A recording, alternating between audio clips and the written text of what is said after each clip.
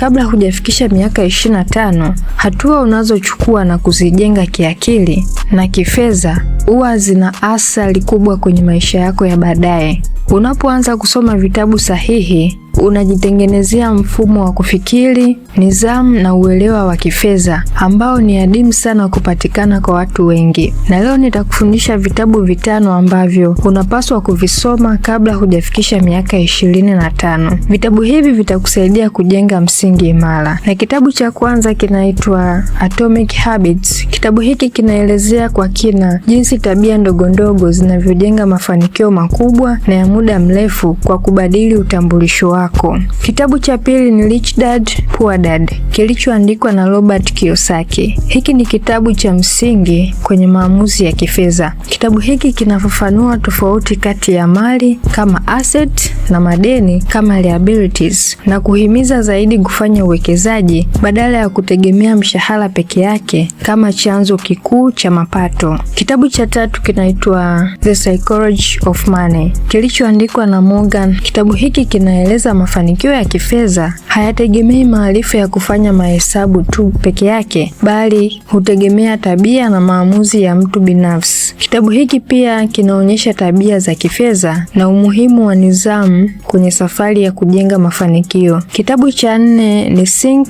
and Grow Rich, kilichoandikwa na Napoleon Hill. Hiki ni kitabu cha kisaikolojia kinachoangazia zaidi kwenye nguvu ya kufikiri, malengo na imani kwenye safari ya kufanikisha ndoto na kukupa njia za mafanikio binafsi ya kifedha. Kitabu cha 5 kinaitwa I Will Teach You to Be Rich. Kitabu hiki kinatoa mwongozo juu ya usimamizi binafsi wa fedha, ikiwa ni pamoja na kupanga budget, kuwekeza na matumizi sahihi ya kifedha bila kubana matumizi kupita kiasi. Vitabu hivi vinawakilisha mchanganyiko wa saikolojia ya mafanikio, nidhamu binafsi na elimu ya kifedha. Ukisoma hivi vitabu kabla hujafikisha miaka 25, unajiweka kwenye nafasi ya juu ya kujenga maisha yenye mwelekeo sahihi, uhuru wa kifedha na uwezo wa kufanya maamuzi bora ya kifedha na maisha kwa ujumla. Ukitumia maarifa yaliyopo kwenye hivi vitabu, yatakuwa ni msingi wa mafanikio endelevu kwenye maisha yako.